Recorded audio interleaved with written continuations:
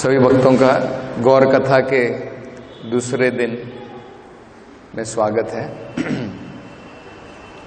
आज हम लोग चैतन्य महाप्रभु ने किस प्रकार अपने भक्तों के द्वारा, महान भक्तों के द्वारा कृष्ण भक्ति का प्रचार किया, किस प्रकार से भगवान ने अपने महान भक्तों को एक निमित्त बना करके कृष्ण प्रेम सभी जगहों पर उसका प्रचार किया, उसके बारे में समझने का थोड़ा प्रयास करेंगे। तो चैतन्य चरितामृत में कृष्णदास कविराज गोस्वामी कहते हैं, भक्त गुणा प्रकाशिते प्रभु भाला जाने। जिस प्रकार भगवान कृष्ण अगर चाहते तो वो स्वयं महाभारत का पूरा युद्ध समाप्त कर सकते थे। भगवान ने अपने विश्व रूप में भी दर्शाया, अर्जुन तुम युद्ध करो या ना करो, लेकिन ये कौरव लोग जिंदा वापस जाने वाले नहीं है, ये सब लोग मरेंगे। भगवान ने विश्व रूप में दर्शा दिया। निमित्त मात्र भव सव्य साची, तुम केवल एक निमित्त मात्र मेरे बनो, become an instrument in my hand. तो भगवान जो है सारी डायरेक्शन उन्होंने ही दी थी, लेकिन भगवान अर्जुन के गुणों का, अर्जुन की कीर्ति, अर्जुन का यश बढ़ाना चाहते थे। क्रेडिट भगवान अर्जुन को देना चाहते थे। इसी प्रकार चैतन्य महाप्रभु इस कृष्ण प्रेम को लोगों को प्रदान करने का क्रेडिट अपने महान भक्तों को देते हैं। इसलिए कृष्णदास कविराज गोस्वामी कहते हैं, भक्त गुणा प्रकाशिते प्रभु भाला जाने। अपने भक्तों के गुणों को प्रकाश करना चैतन्य महाप्रभु भली भांति जानते हैं। तो आज हम लोग ऐसे महान 3-4 भगवान के भक्तों के बारे में किस प्रकार चैतन्य महाप्रभु ने उनको निमित्त बना करके कृष्ण प्रेम का प्रचार किया, कृष्ण प्रेम लोगों को प्रदान किया, उसका थोड़ा समझेंगे। हम देखते हैं कि चैतन्य महाप्रभु ने स्वयं जो है केवल 8 श्लोक मात्र लिखित रूप में छोड़े हैं। उसे क्या कहा जाता है? शिक्षाष्टका, जो चेतो दर्पण मार्जनम भव महादावाग्नि निर्वापणम प्रारंभ होता है और लास्ट में आश्लिष्य व पादरताम पिनष्टुमाम समाप्त होता है। तो केवल 8 श्लोक जो है चैतन्य महाप्रभु ने छोड़े हैं। लेकिन चैतन्य महाप्रभु की शिक्षाएं, उन्होंने केवल 8 श्लोक छोड़े हैं, लेकिन उनके महान भक्तों ने बड़ी बड़ी जो है सिद्धांत भक्ति के बारे में लिखे हैं। जैसे रूप गोस्वामी ने nectar of instruction, nectar of devotion, भक्ति रसामृत सिंधु, उपदेशामृत, इस प्रकार से अनेकों ग्रंथ सनातन गोस्वामी ने, अन्य गोस्वामियों ने। तो आज हम लोग जो है ऐसे ही भगवान के कुछ महान भक्तों के द्वारा किस प्रकार से चैतन्य महाप्रभु की कृपा लोगों को प्रदान की गई, उसके बारे में समझेंगे। पहला हम लोग रामानंद राय के बारे में समझने का प्रयास करें। रामानंद राय जो है एक गृहस्थ थे। चैतन्य महाप्रभु उन्होंने 24 साल के बाद सन्यास ग्रहण कर लिया था, सन्यास ले लिया था। रामानंद राय के द्वारा चैतन्य महाप्रभु समझाना चाहते हैं, कृष्ण तत्व यही वेत्ता से गुरु हया, किवा विप्र किवा न्यासी शूद्र के नय। कोई फर्क नहीं पड़ता है अगर एक व्यक्ति शूद्र है, सन्यासी है, गृहस्थ है, जो व्यक्ति कृष्ण तत्व को जानता है वो गुरु बन सकता है।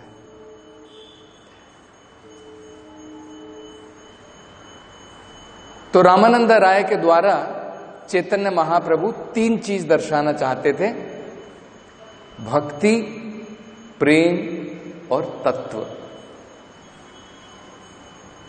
डिवोशनल सर्विस क्या होती है, भगवान का प्रेम क्या होता है, और भगवान एब्सोल्यूट ट्रुथ क्या है।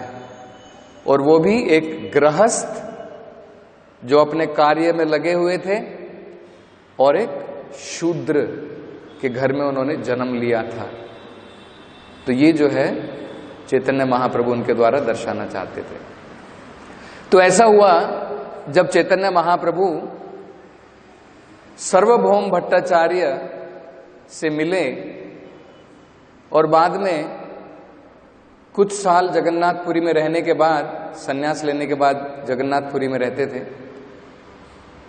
उन्होंने इच्छा प्रकट की कि मैं अब 2-3 साल दक्षिण भारत की यात्रा करना चाहता हूं।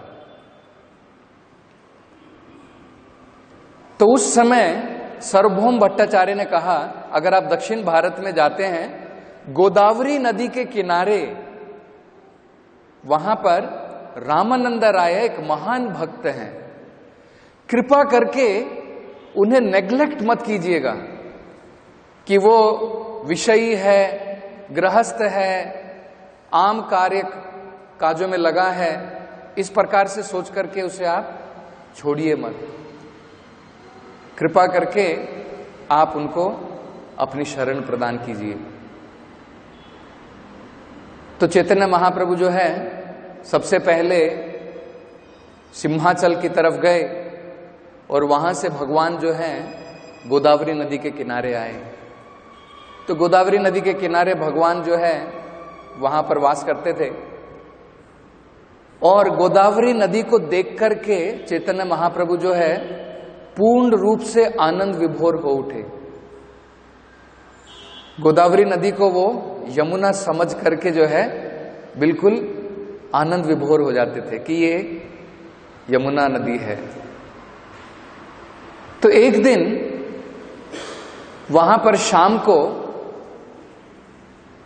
रामानंद राय, क्योंकि वो मद्रास के गवर्नर थे, राज्यपाल थे, तो उनको जो है कुछ लोग पल्लकी में लेकर के आए। उनको पल्लकी में, जो गवर्नर जैसे आजकल कार में जाते हैं, तो उस समय लोग जो है उनको पल्लकी में लेकर के आए और उनके सामने कुछ ब्राह्मण लोग थे, कास्ट ब्राह्मण, जो मंत्रों का पाठ कर रहे थे। तो चैतन्य महाप्रभु ने देखा और उनको समझ में आ गया कि यही व्यक्ति जो है रामानंद राय है, ये पहली मुलाकात उनकी होने वाली है। तो वो जाकर के उनसे मिलना चाहते थे, उनकी तरफ चैतन्य महाप्रभु आकर्षित हुए, लेकिन फिर भी वो उनकी तरफ नहीं गए, चुपचाप बैठे रहे। रामानंद राय वहां पर आए और स्नान करने के पश्चात जो है वो चैतन्य महाप्रभु से स्वयं मिलने के लिए गए और उनको ज्ञात था कि ये चैतन्य महाप्रभु स्वयं हैं।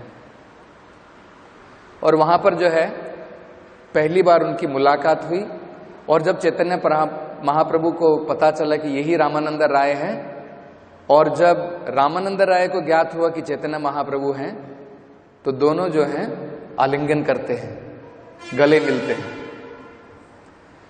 और गले मिलते ही रामानंद राय, उनका पूरा शरीर जो है एक्सटेसी में विभोर हो जाता है जस्ट चैतन्य महाप्रभु को टच करने से।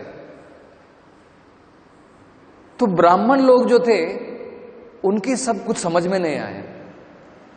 पहले तो वो सोचने लगे कि अरे ये रामानंद राय एक गृहस्थ है, एक शूद्र है, और एक सन्यासी उसको गले लगा रहा है।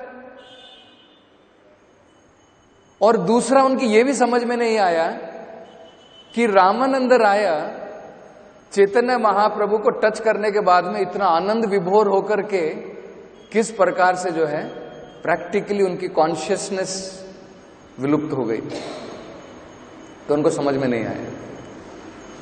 बाद में जो है चैतन्य महाप्रभु को जब उन्होंने देखा कि ये ब्राह्मण इस प्रकार से देख रहे हैं, तो फिर उन्होंने रामानंद राय को घर भेजा और उनसे कहा तुम कल शाम को वापस आओ और हम लोग यहां पर जो है कुछ वार्तालाप करेंगे।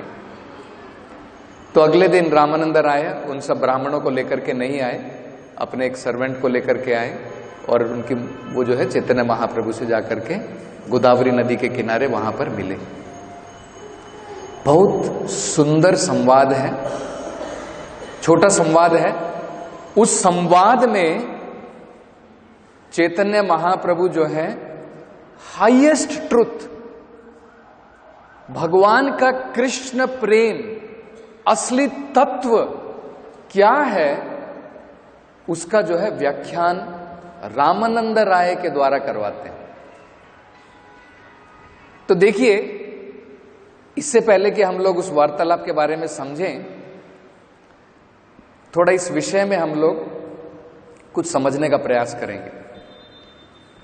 पहला, अगर आप भगवत गीता में देखिएंगे तो हमें ज्ञात होगा भगवत गीता में अर्जुन प्रश्न पूछ रहे हैं। अर्जुन अज्ञानता में है और भगवान जो है गुरु के रूप में अपने शिष्य को ज्ञान प्रदान कर रहे हैं। अर्जुन स्वयं कहते हैं धर्म सम्मूढ़ चेता शिष्यस्ते हम शाधि माम त्वाम प्रपन्नम। लेकिन चैतन्य चरितामृता में रामानंद राय के साथ बिल्कुल उल्टा है। यहां पर चैतन्य महाप्रभु प्रश्न करेंगे और रामानंद राय उत्तर देंगे। भगवत गीता में क्या था?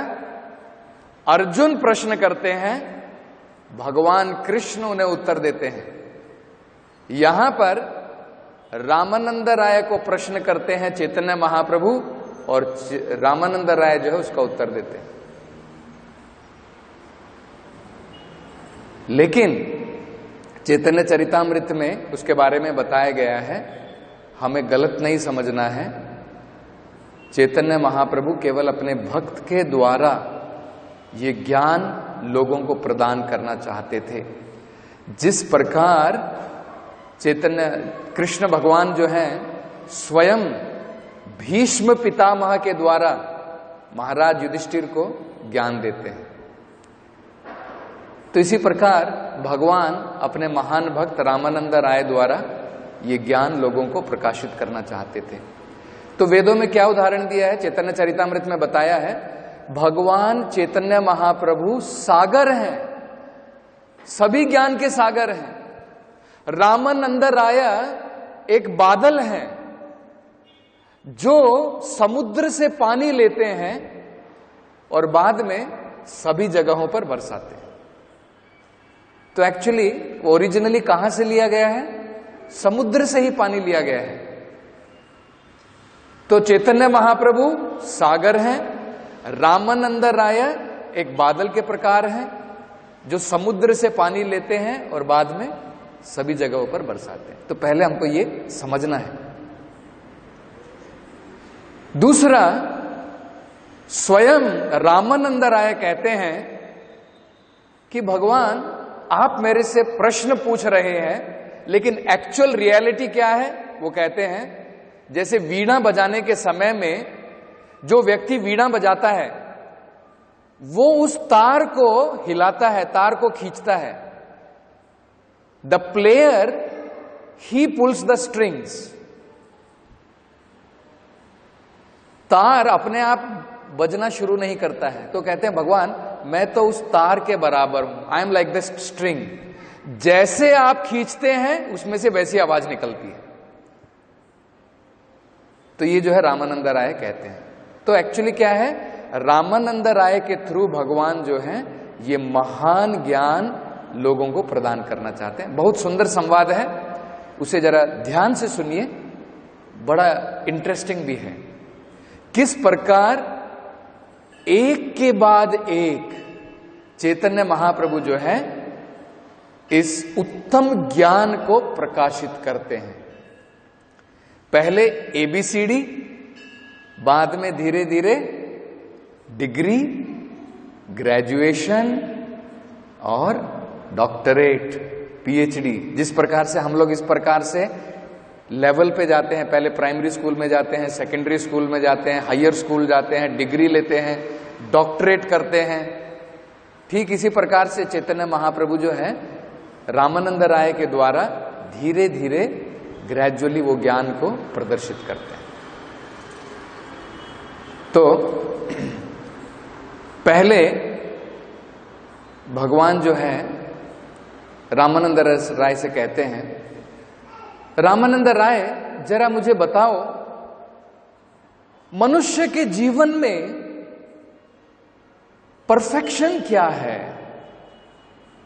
आदमी को कब कहा जाता है कि उसने अपने लक्ष्य की प्राप्ति कर ली है? सिद्धि क्या है मानव जीवन में? तो रामानंद राय सबसे पहले क्या उत्तर देते हैं? आप में से कितने लोगों ने रामानंद राय के साथ में संवाद, बहुत बढ़िया टीचिंग्स हैं, पढ़ा है? गरुड़ ध्वजा? नो, वो स्टेप बाय स्टेप है। कृष्णा प्रेम आखिर में आता है। किसी को भी ज्ञात नहीं?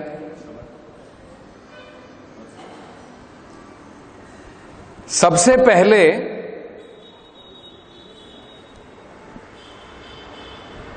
रामानंद राय उत्तर में कहते हैं, वही मनुष्य परफेक्शन हासिल कर सकता है जो अपने गुणों के अनुसार, कर्म के अनुसार, अपने अपने आश्रम के द्वारा, अपने अपने कार्य के द्वारा भगवान की सेवा करता है। कितने वर्ण हैं और कितने आश्रम हैं समाज में? 4 वर्ण हैं, 4 आश्रम हैं। कौन से 4 वर्ण हैं? ब्राह्मण, क्षत्रिय, वैश्य, शूद्र। कौन से 4 आश्रम हैं? ब्रह्मचर्य, गृहस्थ, वानप्रस्थ, सन्यास। तो रामानंद राय कहते हैं अगर व्यक्ति शूद्र का कार्य कर रहा है, उसको शूद्र का कार्य करना चाहिए, अपनी ड्यूटी सही प्रकार से निभानी चाहिए, धीरे धीरे धीरे वो भगवान की भक्ति में बढ़ेगा। अगर कोई वैश्य है, बिजनेसमैन है, उसको बिजनेस का कार्य सही प्रकार से करना चाहिए, अपनी ड्यूटी करनी चाहिए। लेकिन चैतन्य महाप्रभु कहते हैं इहा बाह्य, ये सब एक्सटर्नल है, ये केवल बाहरी है, मैं कुछ और समझना चाहता हूं, मुझे कुछ और बताओ। तो प्रभुपाद उसके बारे में बताते हैं, चैतन्य महाप्रभु ने इसको क्यों रिजेक्ट किया? क्यों रिजेक्ट किया? कोई उसका अनुमान लगा सकता है? क्यों चैतन्य महाप्रभु ने वर्णाश्रम को कहा कि ये तो केवल बाहरी है, इसको रिजेक्ट कर दिया? प्रभुपाद जी बताते हैं, एक्चुअली इस वर्णाश्रम के द्वारा व्यक्ति कोई पॉसिबिलिटी नहीं है कि वो सही निष्कर्ष पर पहुंचे। क्योंकि इसके अनुसार क्या है, अपना कर्म करते जाओ बस। तो इनडायरेक्टली ये कर्म मीमांसा के बारे में वाद फैलाता है। अपना कर्म करो, क्यों चिंता करते हो? भगवान रिजल्ट देगा नहीं देगा, देना ही पड़ेगा। तुम अच्छे कर्म करोगे, अच्छा फल मिलेगा ही। तो इसमें वर्णाश्रम में क्या बताया गया? तुम अपना कर्म करते रहो बस, अपनी ड्यूटी निभाते रहो। तो मतलब क्या है, भगवान इसमें प्रैक्टिकली पिक्चर में नहीं आता है, इसे कर्म मीमांसा का बढ़ावा मिलता है। इसलिए चैतन्य महाप्रभु ने रिजेक्ट कर दिया, नहीं ये बाह्य है, अगर तुम्हें कुछ और ज्ञान है तो बताओ। नेक्स्ट रामानंद राय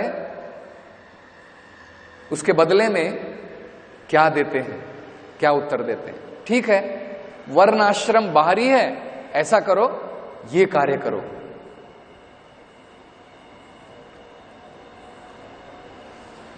किसी को भी याद नहीं? अगला रामानंद राय कहते हैं कि ठीक है, भगवान आप कह रहे हैं कि वर्णाश्रम बाह्य है, केवल व्यक्ति को अपनी ड्यूटी चाहिए, ड्यूटी के अलावा कुछ और भी जरूरी है। वो क्या है? उस ड्यूटी करने से जो फल हमको मिला है वो फल भगवान को अर्पण करना चाहिए। करेक्ट? नेक्स्ट स्टेज रामानंद राय कहते हैं, पहले स्टेज में क्या कहा? ड्यूटी करनी चाहिए। नेक्स्ट स्टेज में कह रहे हैं केवल ड्यूटी नहीं, उस ड्यूटी करने से जो फल मिलेगा वो फल भगवान को अर्पण करना चाहिए। कौन सा श्लोक भगवत गीता में है? यत करोषि यत जुहोषि, तुम जो भी करते हो, जो तपस्या करते हो, जो पढ़ते हो, जो खाते हो, मुझे अर्पण करो। बहुत बढ़िया। लेकिन चैतन्य महाप्रभु कहते हैं इदु बाह्य, ये भी बाहरी है, ये भी एक्सटर्नल है। अगर तुम्हें कुछ और ज्ञान है उसके बारे में बताओ, और थोड़ा एडवांस्ड नॉलेज बताओ, और थोड़ा उत्तम ज्ञान बताओ। भगवान ने इसको क्यों रिजेक्ट किया?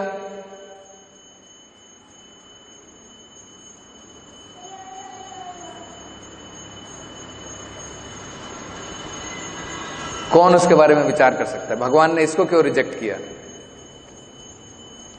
भगवान ने रिजेक्ट किया क्योंकि इसमें भी व्यक्ति अपने कर्म से अटैच्ड है, फिर भी फुल सरेंडर नहीं है। मेरा जो स्वभाव है, मेरी जो लाइकिंग है, वही कर्म करूंगा, उसका फल भगवान को दे दूंगा, लेकिन कर्म से फिर भी अटैच है। मैं तो बिजनेसमैन हूं, बिजनेस करूंगा बढ़िया प्रकार से, ठीक है, उसका फल भगवान को अर्पित कर दूंगा, लेकिन कर्म से अटैचमेंट है, तो ये भी पूरा सरेंडर नहीं है। इसलिए चैतन्य महाप्रभु इसको भी रिजेक्ट कर देते हैं कि this is also short of surrender, ये भी भगवान के पूर्ण रूप से शरणागति नहीं है। नेक्स्ट रामानंद राय तीसरा स्टेप कौन सा देते हैं? दो रिजेक्ट हो गए।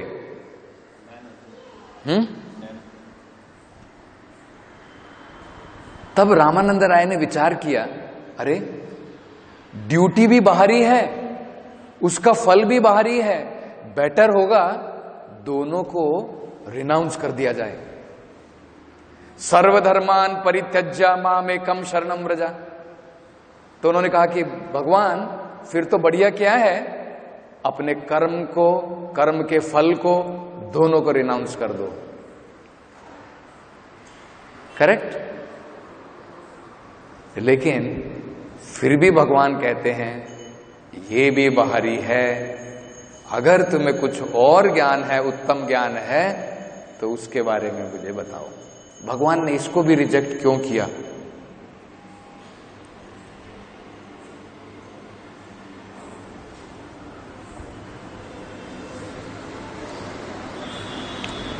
क्यों रिजेक्ट किया?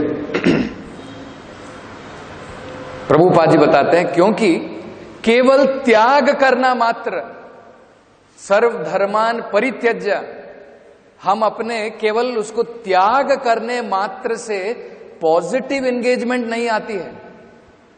मैंने अपना कर्म छोड़ दिया, मैं बिजनेसमैन था, मैंने बिजनेस छोड़ दिया, मैं गृहस्थ था, मैंने गृहस्थी छोड़ दी, लेकिन जब तक भगवान की पॉजिटिव भक्ति नहीं मिलेगी कोई फायदा नहीं है।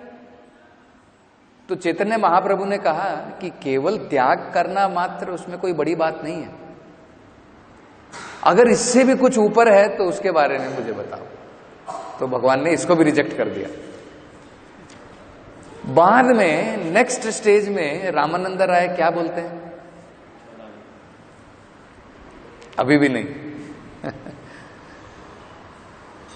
फिर नेक्स्ट स्टेज में जाते हैं, रामानंद राय कहते हैं ठीक है भगवान, आप कह रहे हैं कि केवल त्याग सब कुछ नहीं है, ठीक है, त्याग में अगर हम लोग रियलाइजेशन ऐड कर दें, त्याग में अगर हम लोग डिटैचमेंट ऐड कर दें और ज्ञान ऐड कर दें तब तो बढ़िया है। तो कहते हैं ब्रह्मा भूता प्रसन्नात्मा न सोचती न कांक्षति समः सर्वेषु भूतेषु मद भक्ति लभते पराम। ब्रह्मा भूता स्तर पर जब व्यक्ति आ जाता है, त्याग कर दिया है, केवल त्याग नहीं है, ब्रह्मा भूता पर प्लेटफॉर्म पर है, ज्ञान से सभी को देख रहा है, समः सर्वेषु भूतेषु पूरे ज्ञान से देख रहा है, सबको बराबर देख रहा है, न सोचती न कांक्षती, न कोई हैंकरिंग है, न कोई लैमेंटेशन है, कोई अटैचमेंट भी नहीं है। तो renunciation with knowledge, with detachment. लेकिन चैतन्य महाप्रभु कहते हैं इदु बाह्य, ये भी बाह्य है, ये भी एक्सटर्नल है, अगर इससे भी कुछ अधिक ज्ञान है उसके बारे में चर्चा करो। क्यों रिजेक्ट किया चैतन्य महाप्रभु ने? इसको भी क्यों रिजेक्ट किया?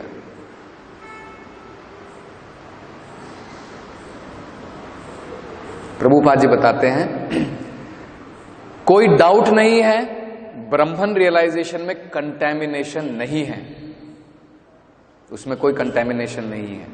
ब्रह्मा भूता का मतलब क्या है? ब्रह्मन प्लेटफॉर्म पर आ गया, ना सोचती ना कांक्षती, ना उसमें पैशन है ना रजोगुण है, कुछ नहीं है। लेकिन क्योंकि ब्रह्मन प्लेटफॉर्म पर भी अगर भगवान की भक्ति नहीं है, पॉजिटिव भगवान की इंगेजमेंट नहीं है, उस ब्रह्मन प्लेटफॉर्म से भी व्यक्ति गिर सकता है, दोबारा मटेरियल एक्टिविटी में गिर सकता है। इसलिए चैतन्य महाप्रभु ने इसको भी रिजेक्ट कर दिया।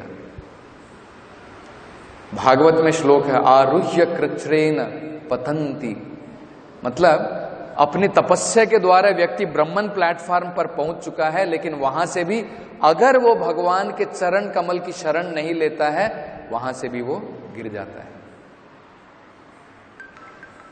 तो भगवान ने उसको भी रिजेक्ट कर दिया।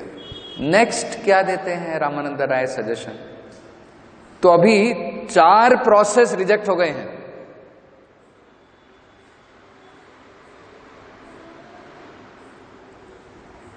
तब रामानंद राय कहते हैं कि भगवान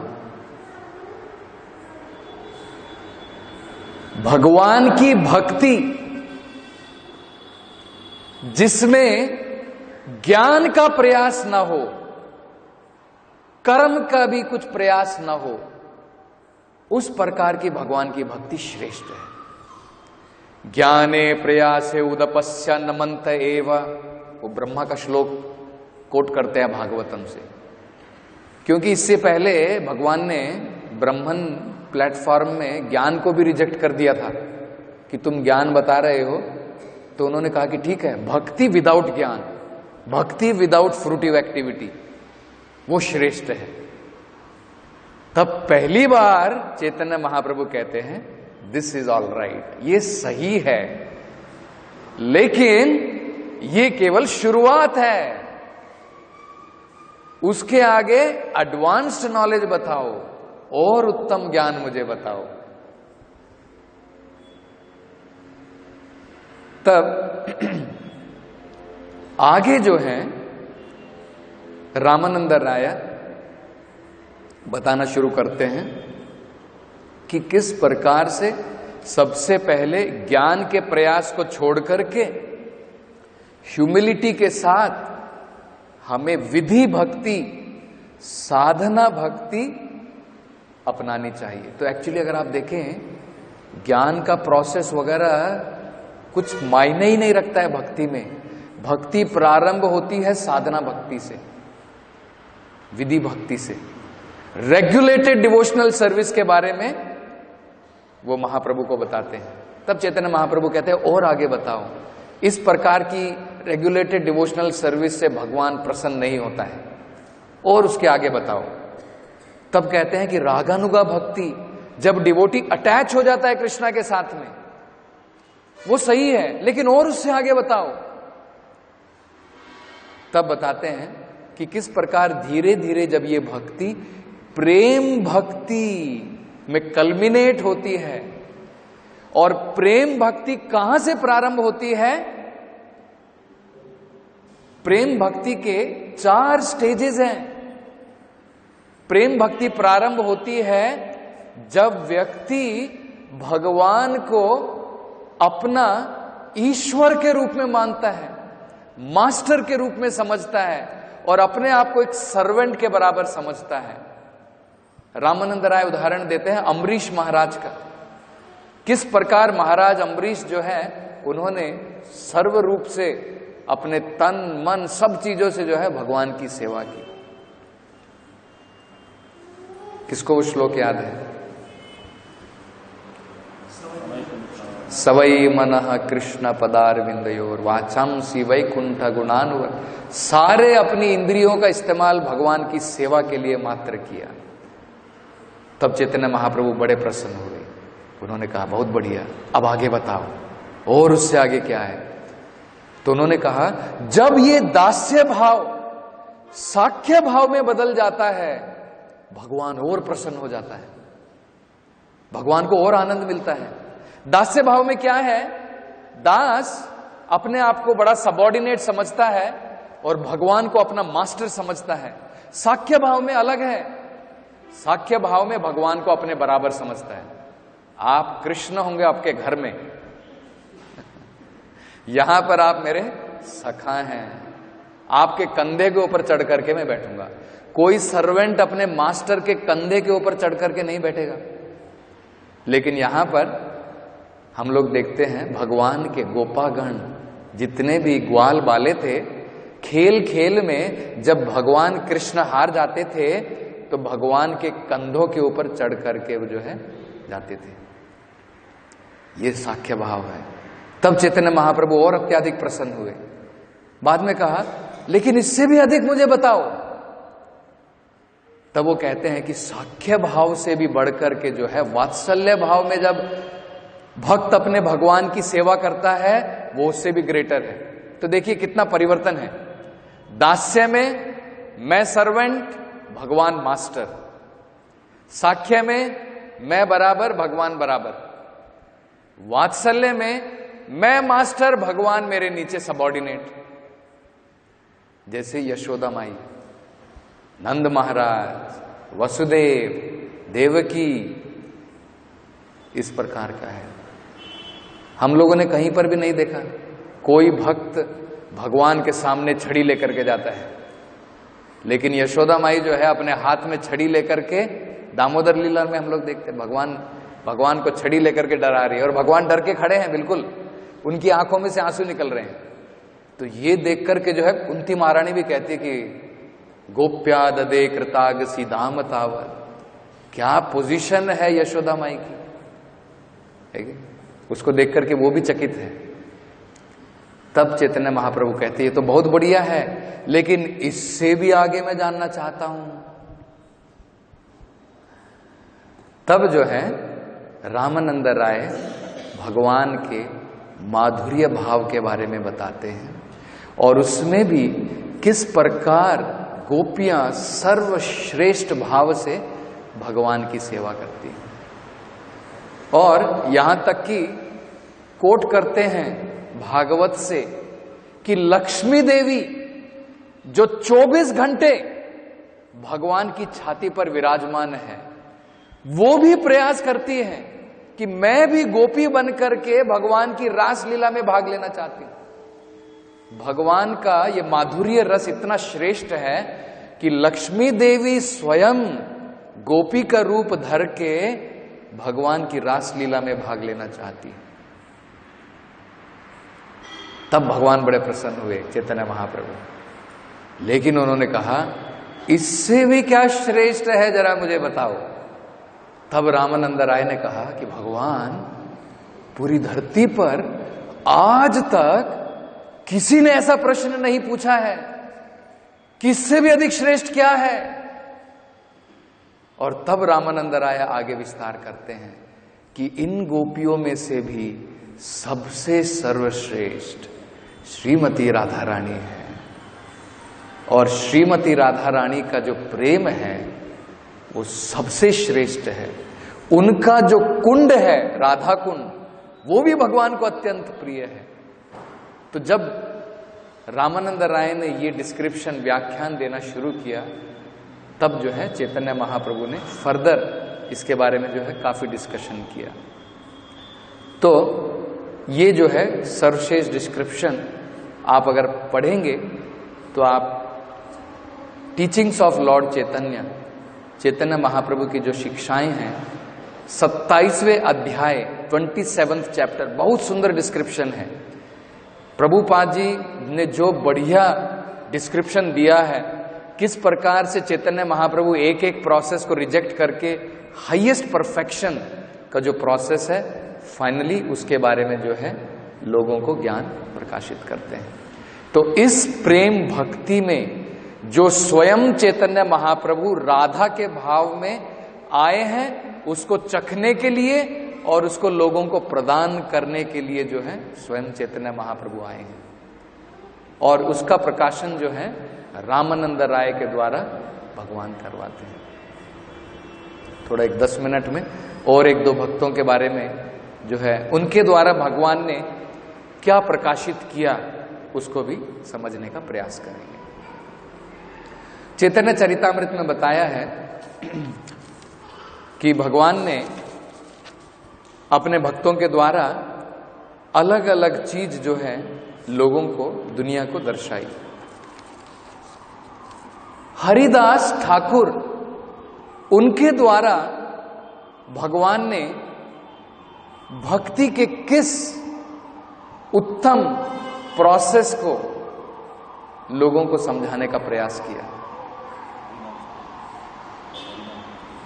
भगवान के नाम संकीर्तन की महिमा, भगवान के नाम संकीर्तन की महिमा भगवान ने अपने भक्त हरिदास ठाकुर के द्वारा समझाए। उनको क्या कहा जाता है हरिदास ठाकुर को? नामाचार्य। जिनकी नाम में बहुत लगन थी, इतनी लगन थी उनकी नाम के अंदर में कि वो खाना भी भूल जाते थे।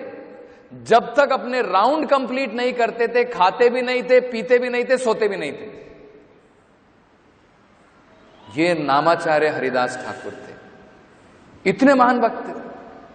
एक बार तो ऐसा हुआ, काजी जो है उसको इतनी घृणा हो गई कि ये व्यक्ति हमारे धर्म में इसने जन्म लिया है, मुस्लिम धर्म में जन्म लिया है, क्योंकि हरिदास ठाकुर का जन्म मुस्लिम के घराने में हुआ था, और ये भगवान के नाम का जप करने में लगा है। तो क्योंकि वो राजा के बराबर था, उसने ऑर्डर दिया अपने सैनिकों को, ले जाओ, पीट पीट करके इसका बेहाल कर दो। जब तक ये भगवान के नाम का जप ना छोड़ दे, तब तक पीटते रहो इसको। तो आप इमेजिन कर सकते हैं, एक जगह नहीं, दो जगह नहीं, 22 मार्केट प्लेस में ले जाकर के लोगों के सामने उनको जो है पीटा गया, बेंत के द्वारा, चाबुक के द्वारा पीटा गया।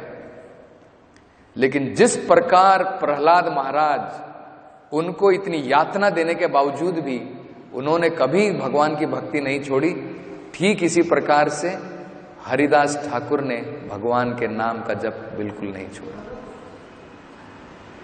बाद में यहां तक प्रयास किया गया, रामचंद्र खान बहुत ईर्ष्या रखने लगा हरिदास ठाकुर से, क्योंकि उस समय में उल्टा हो गया था। ये मुस्लिम लोग हिंदुओं को कन्वर्ट करके मुस्लिम बना रहे थे, और यहां पर ये देख रहे हैं कि मुस्लिम के घर में जन्म लेके भी ये जो भगवान के नाम का जप कर रहा है। तो उसने उस समय की सबसे सुंदर वेश्या प्रोस्टिट्यूट उसको जो है हरिदास ठाकुर को लुभाने के लिए भेजा। लेकिन हरिदास ठाकुर इतने महान भक्त थे कि बैठ करके वहां पर जप करते रहे। उन्होंने कहा उस वेश्या से, तुम थोड़ी देर विश्राम करो और भगवान के नाम को सुनो, मेरा जप अभी पूर्ण नहीं हुआ है, पूर्ण होने के बाद में मैं तुम्हारी इच्छा पूरी करूंगा। तो इस प्रकार से भगवान का नाम जप करते रहे। बाद में वेश्या को नींद आ गई, सो गए। बाद में अगले दिन फिर बैठी रही। अगले दिन उनका अगले दिन का राउंड बाकी था। एक दिन का राउंड समाप्त हुआ, अब अगले दिन का बाकी था। फिर इस प्रकार से जप करना शुरू किया। तो इस प्रकार से हरिदास ठाकुर की एसोसिएशन में वो वेश्या भी महान भक्त बन गई। उसने भी पूरे अपनी ब्यूटी का त्याग कर दिया, हेड शेव करके। वो भी जो है तुलसी जो है वृक्ष लेकर के, तुलसी महारानी को लेकर के वो भी भगवान के नाम का जप उन्होंने शुरू किया। तो हरिदास ठाकुर के द्वारा कहा जाता है, हरिदास द्वारा नाम महात्म्य प्रकाशा। हरिदास ठाकुर के द्वारा नाम की महात्म्य, नाम की विशेषता, उसका जो है प्रकाश किया। श्री रूप द्वारा व्रजेर प्रेम रस लीला। रूप गोस्वामी के द्वारा व्रज के प्रेम की लीला, highest nectar of devotional service. इसलिए उन्होंने उनकी किताब जो है भक्ति रसा, भक्ति में जो रस है उसकी महिमा क्या है, उसके बारे में रूप गोस्वामी बताते हैं। रूप गोस्वामी को रसा आचार्य कहा जाता है, हरिदास ठाकुर को नामाचार्य, रूप गोस्वामी को रसा आचार्य, जो रसों के मेलोज के बारे में जो ज्ञान देते हैं। तो उनके बारे में एक छोटी सी घटना बताता हूं, बड़ी सुंदर है। बाद में लास्ट सनातन गोस्वामी के बाद में हम लोग समाप्त करेंगे।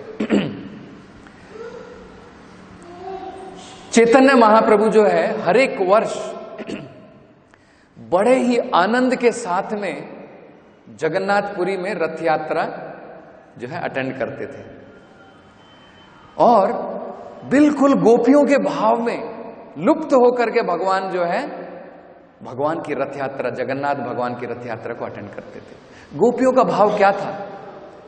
गोपियां जो है कुरुक्षेत्र को गई थी कि कृष्ण भगवान वृंदावन को छोड़ करके चले गए हैं, और जब उनको ज्ञान हुआ कि भगवान द्वारका से कुरुक्षेत्र आए जो बिल्कुल नजदीक है वृंदावन से, तो तुरंत गोपियां वहां पर गई। किस लिए गई?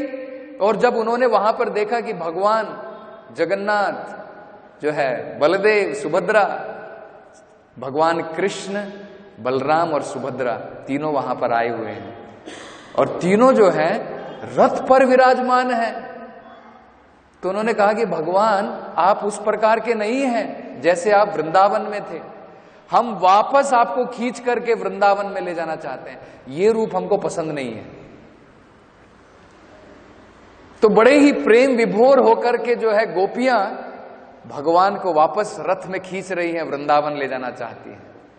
यही भाव जो है जगन्नाथपुरी में है, जब जगन्नाथ मंदिर से भगवान को जो है गुंडीचा मंदिर में ले जाया जाता है।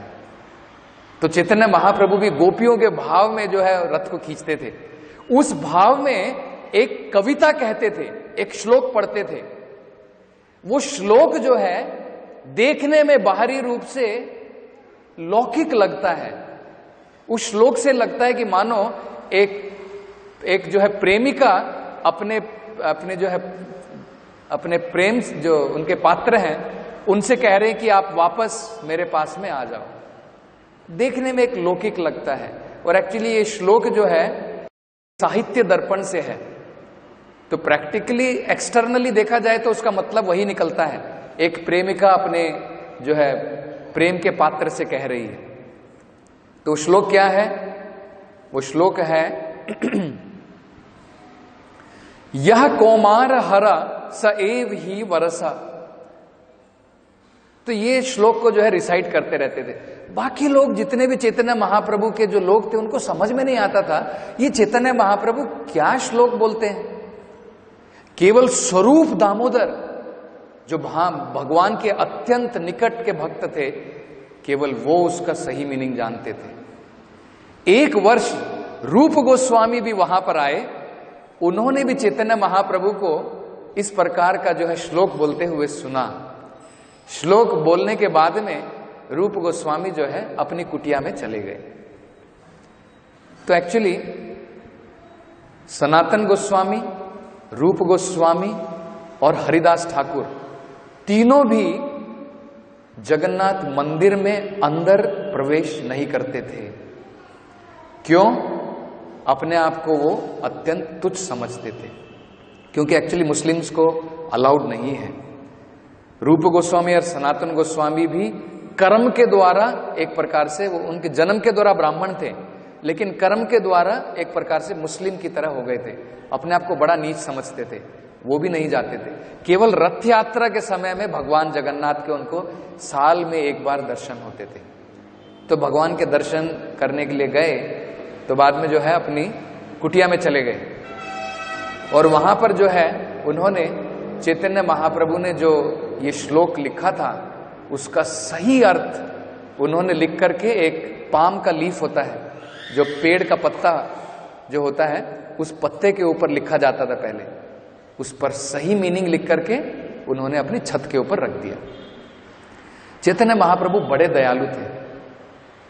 ये भक्त लोग भगवान के दर्शन करने नहीं जा सकते थे क्योंकि अपने आप को बड़ा नीच समझते थे, लेकिन स्वयं चैतन्य महाप्रभु जो स्वयं जगन्नाथ हैं, वो स्वयं इन सभी के घर को जाकर के भगवान का प्रसाद उनको अर्पण करते थे, अपना दर्शन भी देते थे और साथ साथ में जो है भगवान का प्रसाद भी उनको प्रदान करते थे।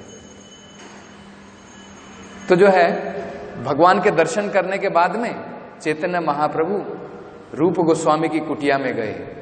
वह उस समय रूप गोस्वामी वहां पर नहीं थे, नदी में नहाने के लिए गए हुए थे।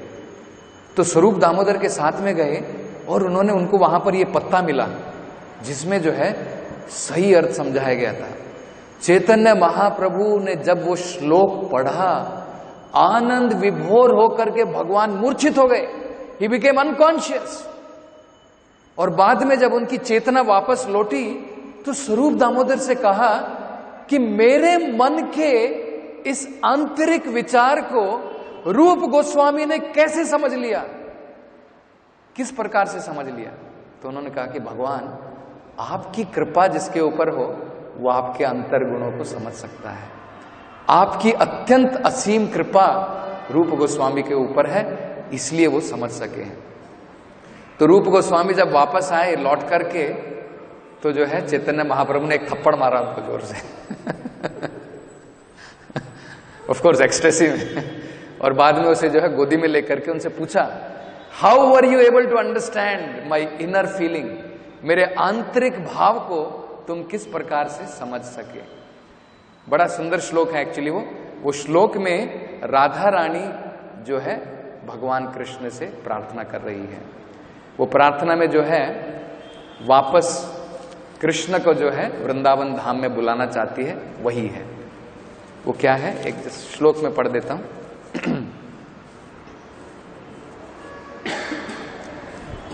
प्रियः सोयम कृष्ण सहचरी कुरुक्षेत्र मिलितस तथाहम स राधा तत् इदम उभ्यो संगम सुखम तथापि अंत खेलना मधुर मुरली पंचम जुषे मनो में कालिंदी पुलिना विपिनया स्पृहयति। हे मेरे मित्रों, मैं राधा रानी आज अपने पुराने मित्र श्री कृष्ण को कुरुक्षेत्र में मिली हूं।